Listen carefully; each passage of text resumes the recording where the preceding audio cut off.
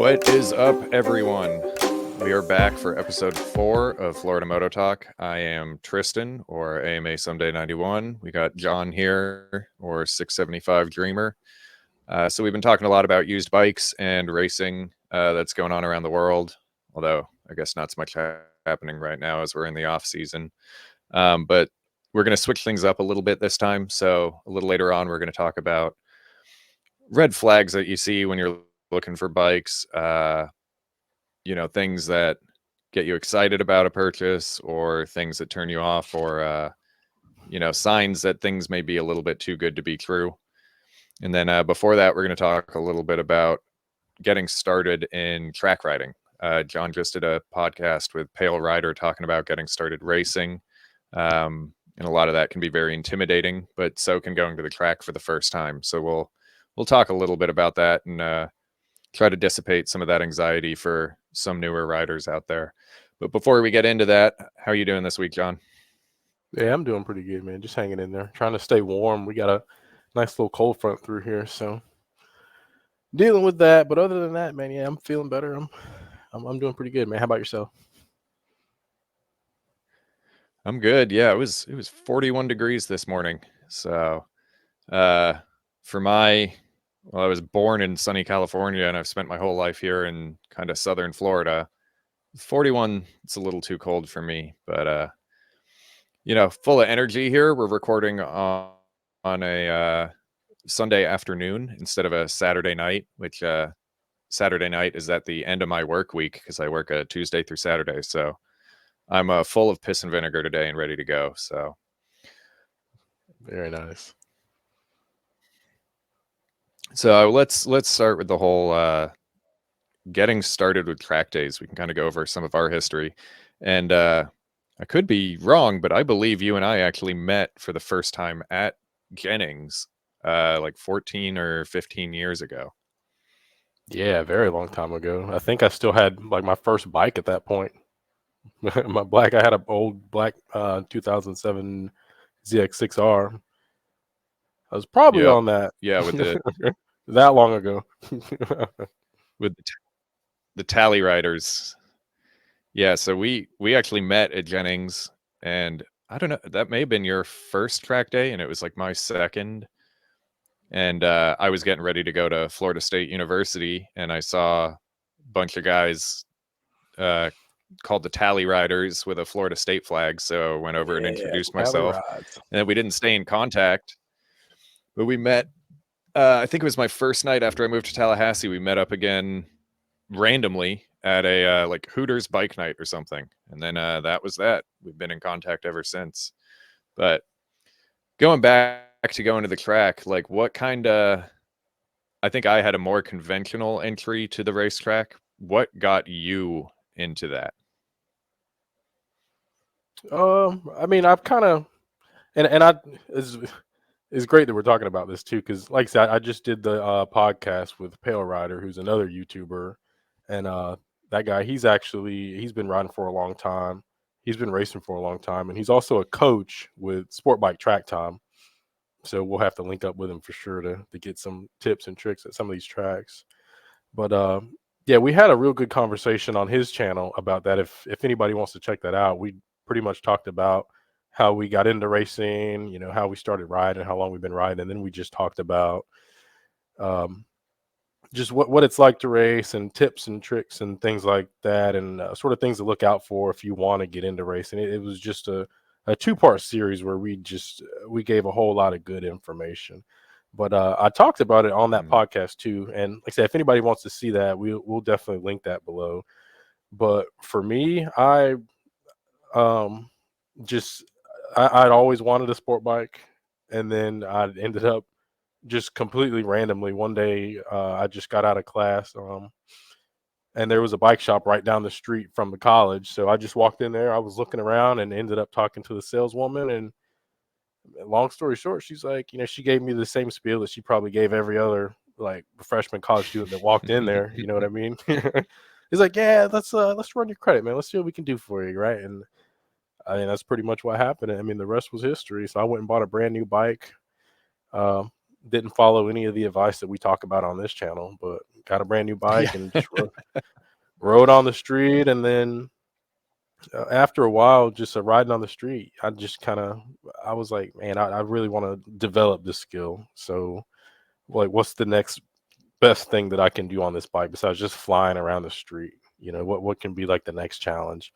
And track riding was that next step for me. Yeah, it was. So I grew up. My dad, well, and even my mom, when I was really young, had a motorcycle as well. So there were always 2 or 3 motorcycles in the garage during kind of my whole life. So you know, as I was coming up on turning 16, I basically kept, I had a job and I kept threatening, I'm going to spend my money on a bike. I'm not getting a car. So my parents convinced me to start with a car. But then after a few months, my dad actually picked me up a bike so that I wouldn't buy something dangerous like a, leader bike or something like that as my first thing. So I started on a little glorified sewing machine, Suzuki GS 500F. And I just got really lucky right around when I got that bike. My dad met some people in town who were into track riding. My dad had done a little bit of that as a kid growing up in South Africa, but hadn't done it since then. So kind of right as I got my first bike, my dad did his first track day in the United States. And then, luckily my mom had my back there and was like, well, you can't go without him. So then I kind of got to piggyback off of that. But humble beginnings, taping up the headlights, taking the mirrors off the bike. I was wearing hand-me-down leathers that were way too small, and they were from the 80s and didn't even have knee pucks. But it's a lot of people find it intimidating, and they think they have to be fast, and they think they have to have a big bike, or that it has to be like a race bike to go to the track. And I can definitely say, I think I'd only been riding for 6 or 7 months the first time I went. And again, I was on a GS 500F 40 horsepower bike. And there were guys on leader bikes that I was quicker than, and there were guys on 250s who were quicker than me. So they do a really good job dividing everyone into the different groups so that it's a very welcoming space. Yeah, that's something I'll always kind of talk about too. Is that it's a small community, but everybody wants the sport to grow, and everybody's going to be, anybody that you run into at the track, they're going to be willing to help you for sure. And if I agree with that too, that the speed, it doesn't matter if you're doing the street thing like I did and you're wanting to get on the track for the first time. There is no sort of speed limit that you need to be at, because you're going to be riding in the beginner group anyways if it's your first time. And relatively, and I'm not picking on anybody in the beginner group or anything, but relative to like the advanced and the intermediate groups, everybody in the beginner group is going to be relatively slow compared to the higher groups. So I mean, Yeah. no matter what bike you're on, if you're on a Gixxer 1000, Gixxer boys that are out there listening, or you're on a Cowie 400 or a Cowie 250, you're all still going to be at the same skill level. Certain bikes are going to have like certain strengths, right? Like a Gixxer 1000 is going to go faster on the straightaway, but then smaller bikes going to catch it on the corners anyways. But nobody is going to be going, blisteringly fast in the beginner groups. And in those groups, I mean, that going fast is really the last thing you need to be worried about anyways. If you're new on the track, you want to focus on getting comfortable on the bike and getting comfortable in all this gear that you've never worn before, full suit, boots, and the gauntlet gloves and everything. You want to get comfortable looking at lines and start training your eyes of where you want to look when you're in the turns, and looking through the turns, and working on your body position, and just working on all your basic bike skills. If you're going to be brand new, the last thing you want to do is even think about going fast, right? It's a foundation that you have to build up with this bike riding, and there's no shortcuts to building experience and having like a solid foundation with bike riding. You just have to put in the work, and you have to put in the time. But yeah, speed, if you think that you have a bike that's a smaller displacement bike that's too small or too slow, let me tell you right now, we've all been we've all been new track riders, and that's the last thing you need to worry about. If you want to get on the track, then trust me, just get your bike set up the way that it needs to be. There's certain requirements that are going to have to be met to put your bike on the track. But I mean, once you get your bike Mhm. set up, just get out on the track. Even if you don't have all the gear or everything, or you just want to go and just do a, you just want to go out and see if you like it. Places like Jennings, you can even buy or rent gear too. You can rent a full Yeah. suit and boots and everything. You don't even have to make that initial investment. And Jennings has, if you're down here in the Southeast, and hopefully you are if you're listening to us, but if you can get to Jennings, I mean, Jennings has the cheapest track days that I've seen anywhere. 165 Yeah. bucks for a Saturday. It's even cheaper on a Monday, and then Yep. spend a couple extra bucks. Yeah, you can rent your gear. I've even had buddies that, and I think they're nuts for doing it. I mean, I don't know if I would like to do it or not, but I even had friends that have ridden their bikes to the track on Saturday, right?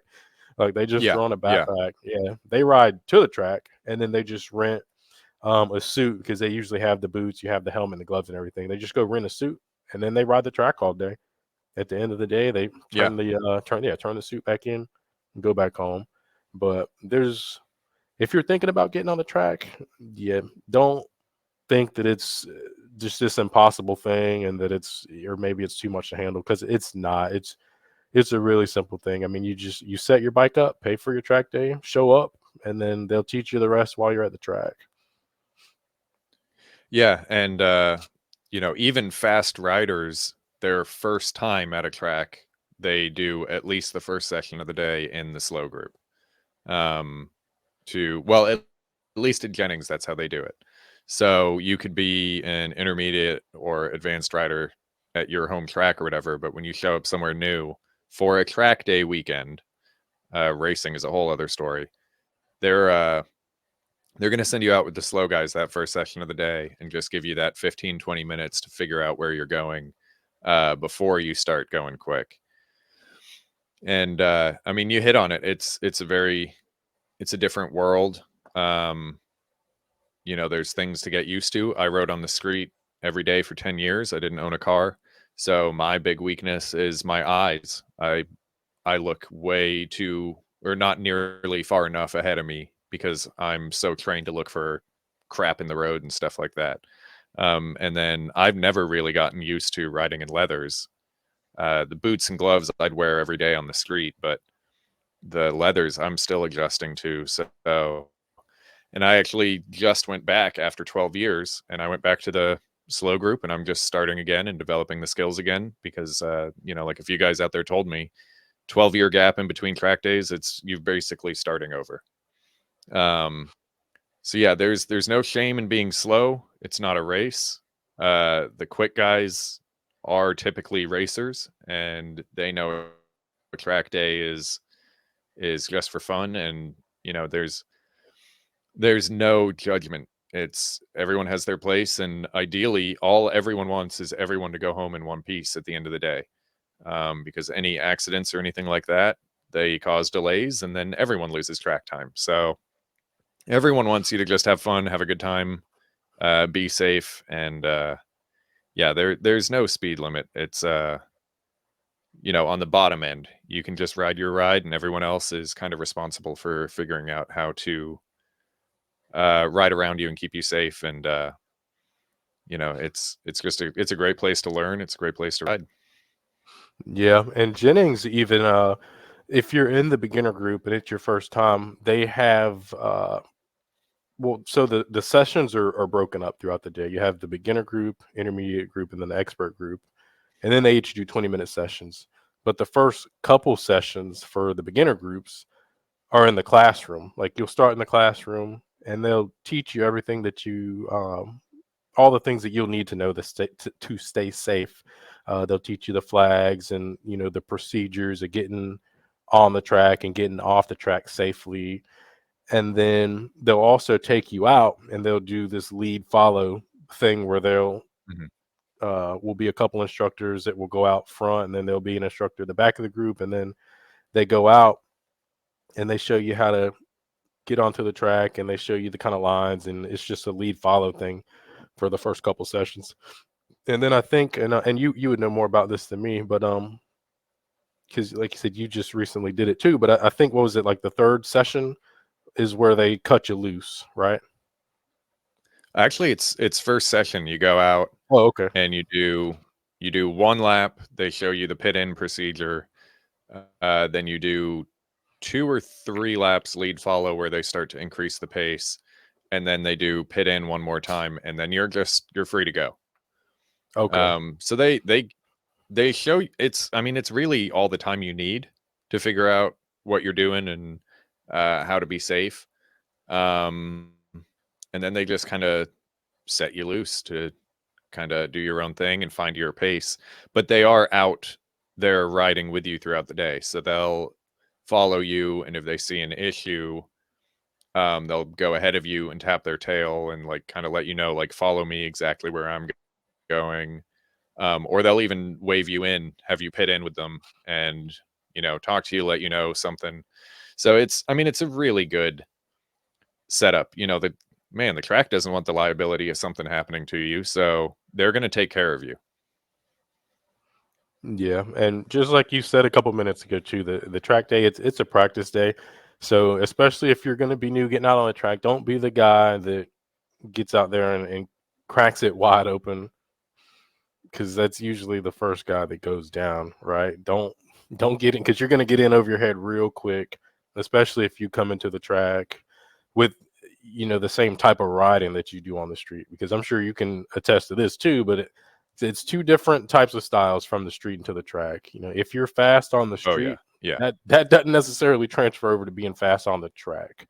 So don't No. be that guy. Yeah, don't be that guy that just gets out here and, man, I'm a street Rozzy guy, so I'm gonna just crack it open. And like I said, I can talk about this because I've been that guy before. So I'll be the first one to say it. I've been that guy. I think a Yeah, lot of us have yeah, been that guy, but as the title says, I'm trying not to be that guy anymore. But yeah, um, yeah, just yeah. be smart on the track and be safe. Track days are for practice, so Oh have that mindset. Don't just crack that thing open and send it into turn one, because you're doing 130 miles per hour into turn one, and then you realize that, oh well, I don't really know how to trail brake and make this turn, right? yeah, yeah. I knew a street hero who said, "I don't need novice group. I'm going straight into intermediate." And nice new Dionysi suit and everything. And I think he made it to turn 7 before he high sided. Mm-hmm. Turn 7 on the first lap, and never went back to the track again. So it's just start novice. Even if you think you're fast, just start novice, do your thing, and I think you'll be coming off the street. I think you'll be surprised how just average or even slow you are. So just do it right, and it turns into this. You'll never look at the street the same after, because the track is just so much better. So there's no need to rush anything. Yeah, it's so much better.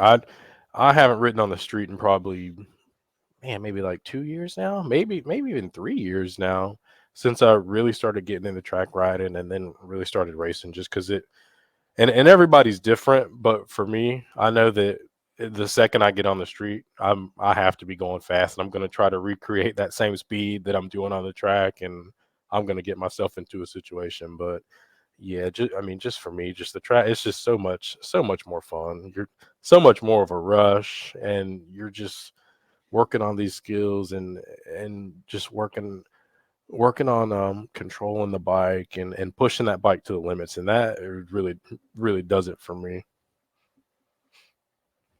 Yeah, yeah. Well, and that's actually a pretty good transition, because I'm coming up on. See, I don't know. I get itchy. It's been 6 weeks or 5 weeks since I was at the track, and I'm already getting itchy, and I want to ride something, even though I'm going to the track again in 2 weeks. So now I'm grappling with: do I want to buy a street bike, or do I want to just keep the track bike thing going? So Track speaking bike. of buying, I know, but like we were talking about, I want to have all the bikes. You got to catch them all, man. Different itches for sure. So anyway, talking about buying bikes. So we do have more deals for you guys in the future. I don't know about John, but I've got about 12 bikes saved right now that I'm keeping an eye on because I can't help myself.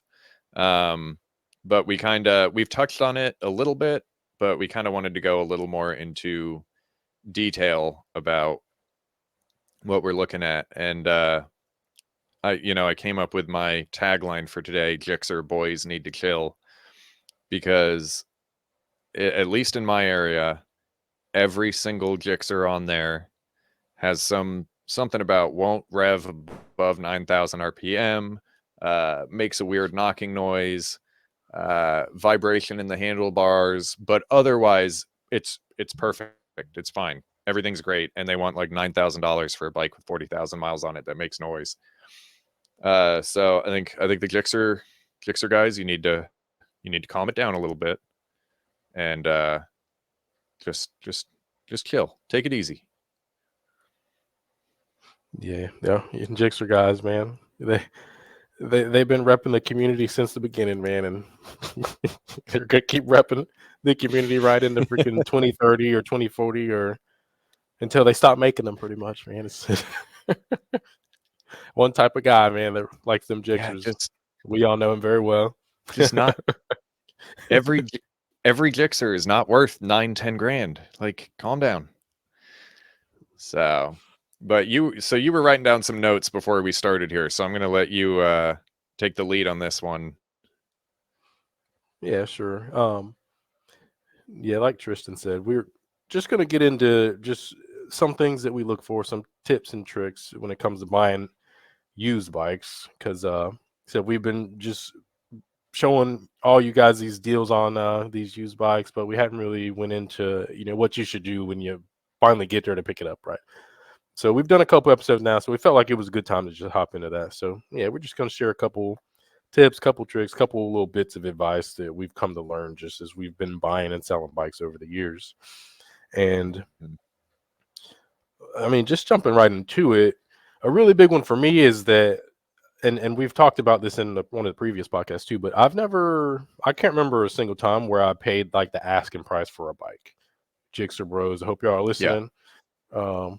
I can't remember a single time, because I mean, and nowadays people are asking way above what the bike is worth. But the problem is that people are still paying for these prices because they don't know any better, and they're like, well, that's what it's listed for, so that must be what it's worth. That's not how it works, right? Whatever that price is, that's what they want for it. That doesn't necessarily mean that's how much the bike is worth, right? So anytime I'm looking at a bike online and I'm talking to somebody, I always negotiate the price and make sure that you're at least trying to negotiate the price. Now, there's going to be situations where you're going to get somebody that takes good care of their bikes, like me or Tristan, right? You can buy a bike from us and it's gonna be clean, but it's becoming very rare nowadays that you find a really clean bike. Yeah. So if you do find like one of these little golden egg bikes where they're asking, $8K for what's a good example? Say $8K for a 1098S. Yeah, like they're asking $8K for a 1098S, which is a bike that we just featured in a previous episode. If you didn't see that episode, I mean, and it's clean. I mean, sometimes you might find a bike that is actually worth that much. I mean, if it's that clean and it's actually worth that much to you, then and you don't have any issues paying that. I mean, then by all means pay that. But me personally, I'm always gonna negotiate every single time. And there's always some wiggle room. Yeah, there's always going to be some wiggle room, and so that's just going to be up to you and your financial situation, and whether the bike is clean enough. And I guess going off of that too, with negotiating price. So whenever I'm showing up to get a bike, I will have already negotiated a price, right? Say I'm buying your Ducati for you, and we agree online, $6,000. I'm gonna show up with $6,000 cash, but at the same time, you're still gonna look at the bike in person, and you're gonna look it over, and you might see some things that need attention, or you might spot some things that you might be able to negotiate the price even further. So I will bring the agreed upon price if the bike is in the condition that it's been described to be in and there's no issues. But if I see something else, I'm going to spend a little bit less. And most of the time I Yeah. will bring, yeah. And if it's about, let's say anywhere from 3,000 to about like $5,000, I'll bring cash. Anything above that, I'll go to the bank and just get a cashier's check because I don't like carrying around that much cash, Yeah. especially if I'm just going like across town or something. That may not be a big deal to have that much cash on me, but usually I'm traveling, 2, 3, 4 hours down to Tampa and Orlando where all the good deals are, or up to Atlanta, Georgia. There's a lot of good deals in Georgia too. So if I'm going that far, I don't want to be carrying $6, 7, $8,000 cash on me because I'm going to Yeah. be Yeah. traveling and yes, stopping at gas stations and rest stops, and that sketches me out. So you can go to the bank and get a cashier's check. And most banks, if you get the cashier's check, you basically say like, here's this person's name. It's basically like I would think of it as like a personal check, pretty much. It'll have the buyer's Yeah. information on it. It's like pretty much like a check to them. Um, and if you don't, if you end up backing out of the deal and you don't use the check, most banks will just let you cancel it. Check with your personal bank first. I know mine will let me cancel it, but check with your bank just to make sure you're good there. But if you get out there and you see the bike and it doesn't work out, um, most banks will just let you cancel that cashier's check, get your cash back. Not a big deal. And I've I've never bought anything with just a conventional check either. You might come across somebody that's cool with just taking like a personal check, but me personally, I'm not taking a personal check. Yeah. Yeah. That's a little bit, yeah. That's a little bit too big of a risk for me. So yeah, also don't be that guy. I try to point out that guy that shows up with a personal check, like, oh man, I didn't have cash. You want to take this check for $5,000 and just cash? Just make sure to wait like 3 or 4 days before you cash it, type deal, right? Yeah. Yeah. Nobody's going for that, dude, at Yeah. all, at all. Um, and then once you go meet up with the guy, you got your cash, look over the bike and take your time looking over the bike. There's a lot of YouTube videos where you can search like Yamaha R6, like buyer's guide, CBR 600 Yeah. buyer's Yeah. guide, and they'll tell you what specific things to go look for on the bike, any problem areas that the bikes have. And for me personally, I always check the engine case, like the case covers, really well. Yep. Look under the bike, check the oil drain pan really well. Make sure there's no leaks out of the motor.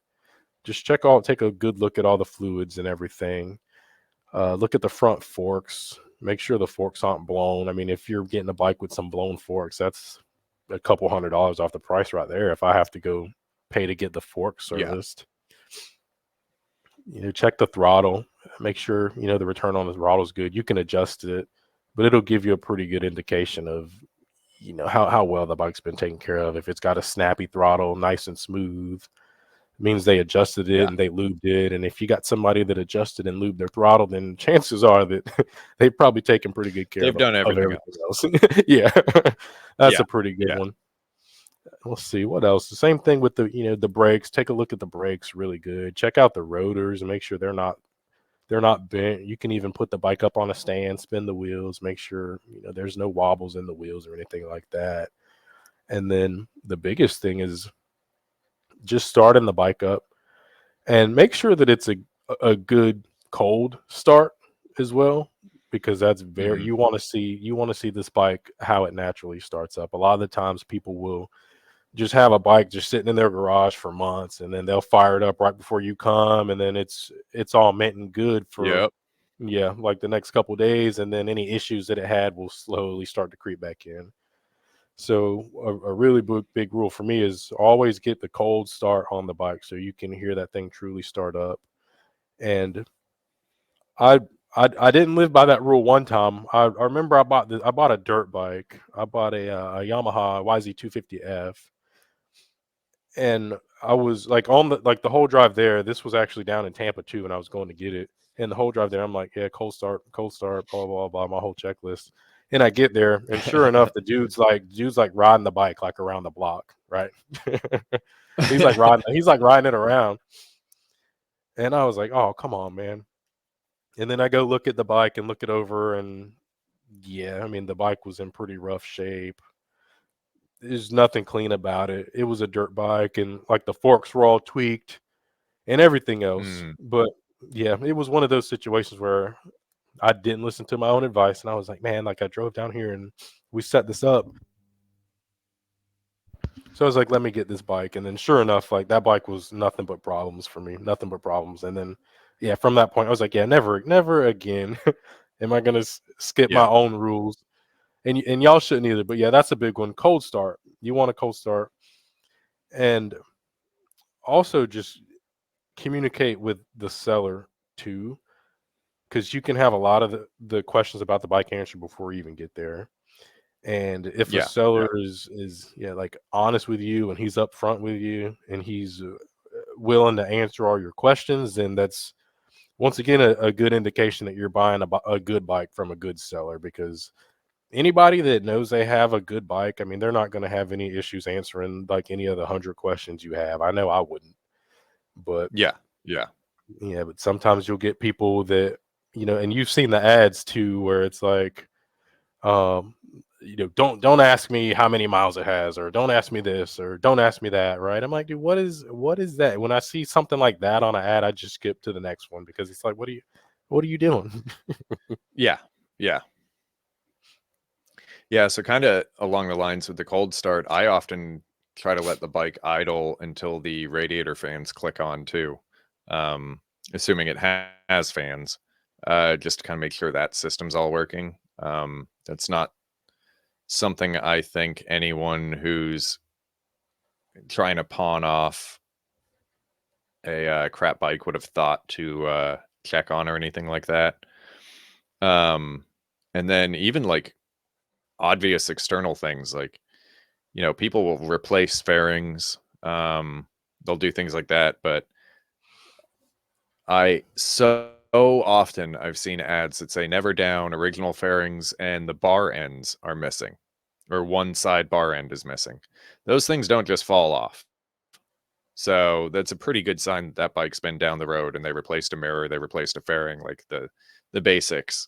But for whatever reason didn't replace the bar end.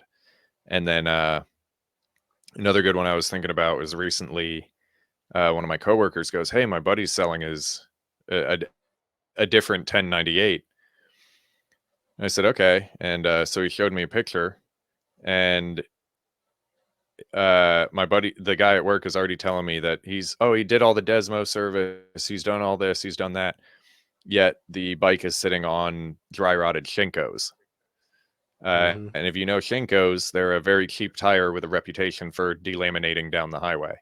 Um, if you've spent the thousands of dollars involved with doing Desmo services, you're not putting Shinkos on the bike. So the second I see something like that on a top dollar bike, you can kind of know it's been neglected elsewhere.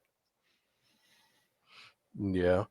And with I mean, you're making an investment on a bike. You're making a pretty big investment. You're spending your hard-earned money, so make sure that you're going to do your research on things like that. And a lot of these sellers now, it's becoming real hard to navigate these deals because a lot of these people are like they're not telling you when they're crashing these bikes, like you're talking about. They're not saying anything No. about it at all. And if you don't catch it, like you'll never know until somebody, you pull up to a bike night or something with like a '07 CBR 600, but it's got like the China fairings on it with like this crazy color. And somebody's like, man, where'd you get that from? You're like, well, this is just the original '07 fairings. They're like, no, it's not, man. That's like the $500 China fairings, right? Yeah. So you have to look out for stuff like that. If you're looking at a specific year for a bike, go and check all the different color schemes that came out for that bike for that year, because people will swap fairings, and that's usually the first indicator that the bike's been crashed. they'll swap out case covers and they'll swap out clip-ons and all sorts of other just random things like that. But yeah, it's really good to take the time to just know what a stock bike looks like. Also ask, what modifications that, have been done on the bike, because that's another good one too. And see, if that person did those mods themselves or if a shop did it. Yeah. Because yeah, there's certain like modifications on bikes that it will kind of steer me away. And a big one is like Yeah. engine work. Right? Yes. Yeah. I'm walking away if there isn't a receipt and a reputable shop on engine work. I'm not even looking at that ad. Mm-hmm. And with track bikes and with race bikes, it's something that's common. And usually the people that are getting like motor work is no it's no simple thing. So usually the people that are doing that are, it's usually a reputable team or a reputable racer that's selling a bike that they have raced, and they will have the receipts for it, and they'll say, yeah, this shop like did this work for it. But I'm not buying a Gixxer 1000 from Gixxer Boy that's got, he put, he had Yeah. his buddy put thinner head gasket on it. Right? Yeah. Yeah, so like engine work that's not at a shop or anything, I'm walking away. Even salvage titles is another big one for me, because a salvage title can mean like pretty much anything. Like, and a lot of the time, I Yeah. don't think they were. Those are Yeah, so tough. and yeah, I don't think it's real easy to figure out a lot of the times like what exactly made that bike get a salvage title. And you'll see a lot Yeah. of those in the ads too, like a lot of them. And a lot of the times they'll say, well, it fell over in the driveway and it got a scratch on the frame, and then the dealer or insurance or whoever totaled it out. No, man, we're not biting that one. No, man. So yeah, any like salvage title, I'm just walking away from that too. Nothing to do with it, because it is going to be too. It could potentially. I mean, Yeah. you might get lucky and get the bike that actually just fell over, but what's the chances of that? Yeah. Yeah. Yeah. If someone's telling you it was a brand new CBR 600 that got totaled out because the fairings were scratched, uh, I promise you, CBR fairings OEM do not cost that much that they totaled the bike out. So it's those are sketchy. Yeah, I mean, you might get lucky, and they might be telling the truth, but why risk it? Once again, this bike is an investment. And when I'm buying bikes, like I'm not gonna buy a bike that I don't think that I can get most of my money back for when I sell it. And that's going to be really Yeah. hard to do with a salvage title bike that's on like its third owner, and you really don't even know why it's a salvage title bike in the first place, right? Regardless of whether you had And issues it's with it not or even not. just yeah, and it's not even just your financial investment. I mean, you're riding a motorcycle. You're putting your life on the line basically. So why risk it on something that you really don't know what the the story is and how well put together the machine is. Yeah, exactly. And man, just to go off on like a tangent real quick. With owning a motorcycle, it's not going to be like a car. I mean, with a car, you can hop in there and you got airbags and you got your seatbelt, and you can just run the car until it freaking dies or something breaks on it, right? And then you Yeah. pull off the road and you call a freaking tow truck, and that's the end of it. Or you're just sitting in a parking lot, it doesn't start up. But it's not like that with a bike. You're gonna get on a bike, you're gonna do the same thing that all of us do, and you're gonna push triple digits, and you don't want to just buy a bike and not have looked over it very well before you do that, because hmm I I don't trust the work of I mean, unless you're like a master mechanic, at a huge shop, and then I would still go and look like behind your work, you know what I mean? But Yeah. yeah, with used bikes, like specifically, I mean, before you take that thing out and put it on the track or go ripping through the streets, just put it up on a stand and check all your fluids. Make sure, your brake fluid is there. Make sure your brake pads are good.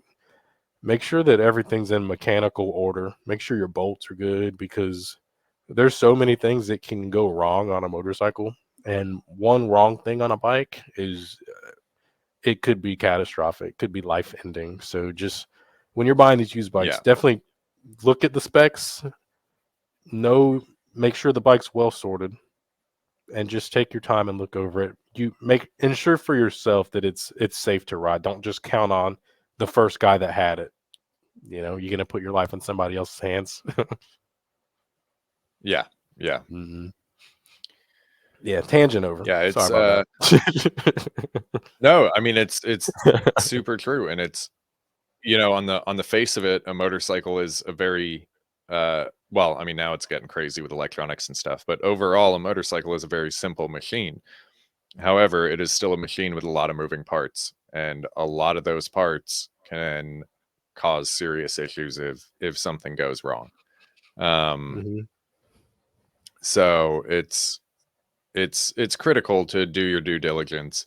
And I mean, I've made the mistake of buying a bike that I knew had issues, but I wanted the bike and I spent every penny I had on it, and I was trying to save up to fix the issues, and I got bit by it before I had time to fix them.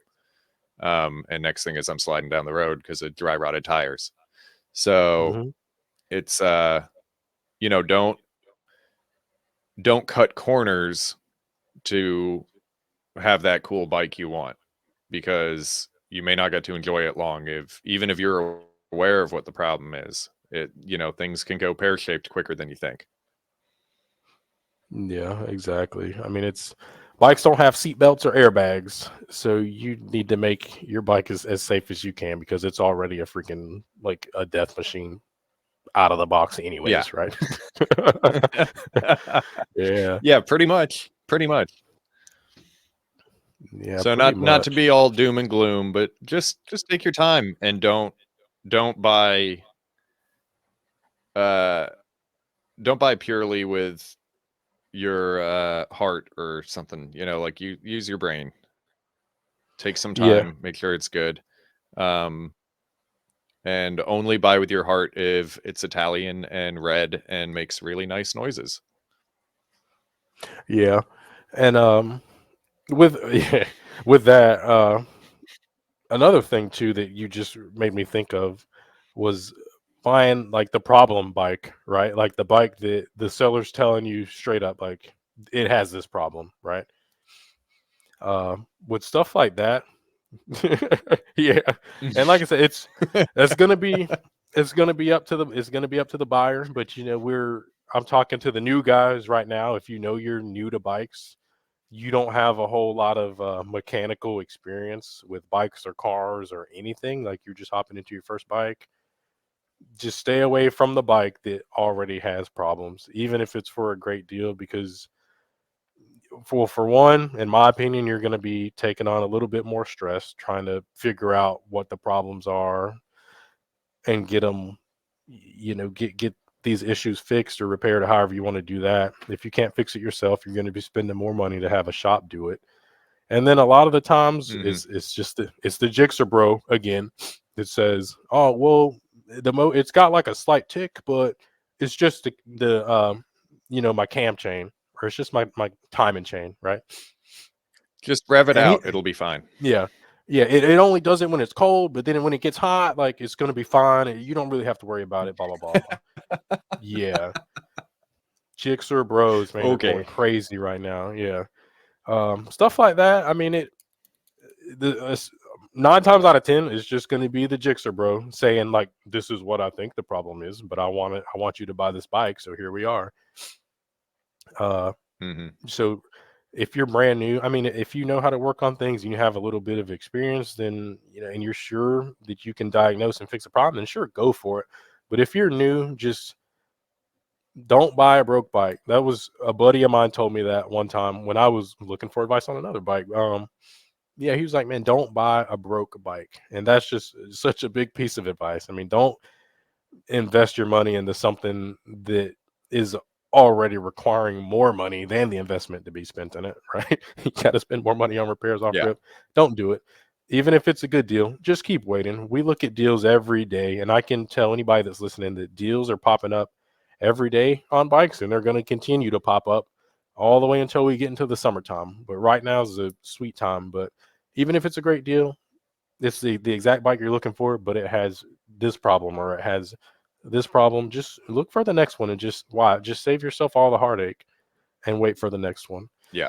I, yeah, I had to walk away from a really good deal on a CBR 600 a few years back, and I drove like 6 hours, like down to man, where do we? It was like down near some small town down in South Florida. I cannot remember the name, but it was about a 6 hour drive to get down there and get this thing. And talking to the guy, he was like, "Yeah, the bike's good to go, no issues. I'm just selling it." He might as well have been a Gixxer boy because he was like, "I'm just selling this so I can buy turbos like for my Mustang." Was really what he told me.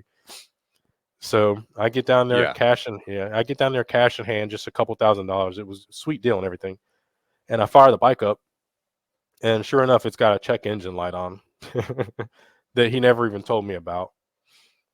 Yeah. So yeah, with the Hondas, they have I think it was like a flash, or I can't remember if it was like the flash of the engine light that tells you what it is, or a specific code that popped up with that particular year. But I was Googling what the code was, and then the code, it was looking like it might have been something with like emissions or something like that due to the exhaust. But that was just me Googling for like 5 minutes, and I go test ride the bike, and it runs good and everything. And same situation like you were saying, like I was like, man, I'm here, like I want to get this particular bike, but this check engine light is like stressing me out.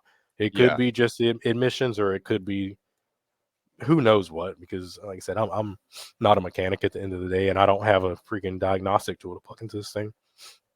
So I ended up like leaving and going getting lunch just around the corner, and thought on it. And then the guy calls me back, and he's like, "Look, man, I really got to sell this." He's like, "I'll take off like another $1,000, like if you want to get it." Right.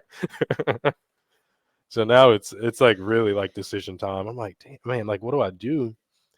But I ended up walking away, and I'm glad that I did, because I ended up just finding like an even better deal like a week later.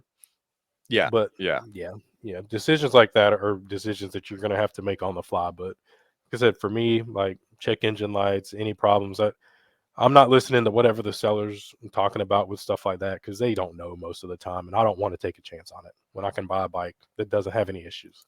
Yeah. Yeah. Yeah. Well, and that's kind of a good place to start to wrap it up. And just to clarify with that one back there, uh, no regrets, and I knew what I was getting into. And there's a video coming soon on that whole uh, saga and my re-entry to track riding on a Italian stallion because I'm an idiot. But I love it and it makes me happy. So whatever. So Yeah, anyway, I think that about covers what we wanted to get into on this one.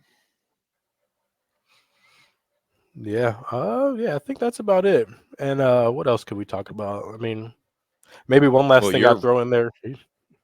Yeah, go ahead. no, go ahead, go ahead, finish up. Yeah, I was gonna say maybe like one last thing I'd throw in there is maybe just test rides too. Maybe I get test rides maybe like Oh yeah, yeah, yeah, like 85% of the time. I've had a couple deals where the bike was just like showroom clean, and you fire it up, and I'm like, yeah, I can look over it and I can tell that like this bike it's been well maintained. But yeah, most of the time also test yeah, rides. Make sure you have cash in hand for a test ride too.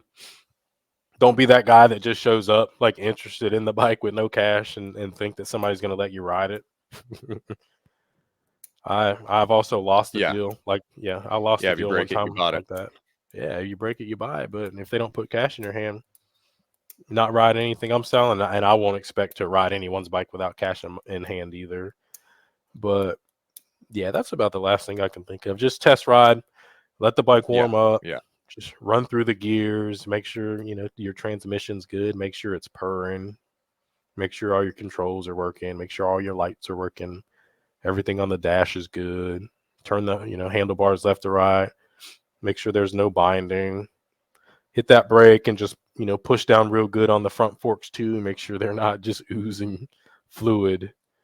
And I think that's about it. I think if you follow most of those, just those little couple tips that we have for you, I think you'd be pretty good picking up a used bike. And if you got any more questions about buying used bikes for us, said between the both of us, and we bought a lot of bikes. We should do another video on just all the bikes that we've owned. That'd be a fun one too. But yeah, if anybody's got any questions about, Yeah, you got me. yeah, You got me beat on bike ownership. That's for sure. yeah, buying and selling. I've had a couple, but yeah, I mean, if there's anything that we missed or anybody else, anything you want to know about, anybody that's out there listening, just leave it in the comments. And even for this, we should even just go ahead and post like a used bike deal or two that we also found. Just drop that in the comments too, just to stick with what we've been doing. We'll still drop a bike deal or two down in the comments too. But any other questions, just let us know. Yeah, yeah. And then you're racing next weekend, aren't you? Yeah, I am. Yeah, this weekend we're going, and it's either going to be really cold, or it's going to be really wet, or it's going to be really cold and really wet. So that's going to be fun. Oh man. Yeah. On a bike you've Endurance ridden racing once. in the cold and crashed. Unfortunately, also crashed, but yeah, it's gonna be fun. I'm gonna try to get the cameras out and get some video. Well, if it makes you feel any better, I'll be at Jennings Saturday, Sunday, and Monday the week after, and at least as of right now, the weather looks beautiful for my weekend. Is that what organization is that with?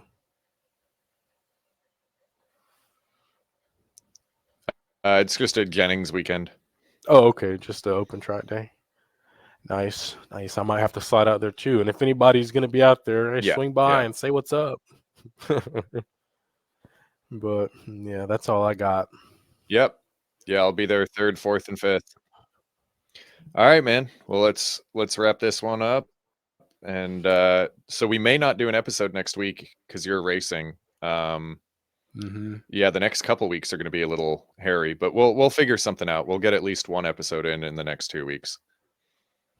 Yeah, for sure. And like I said, I'll be filming at Jennings, so I'll try to get some of that video out to you, some real high quality stuff if I get some time. But hey, in the meantime, if you guys like listening, just subscribe and give us a like so that we can keep growing this thing. And we'll see you on the next one.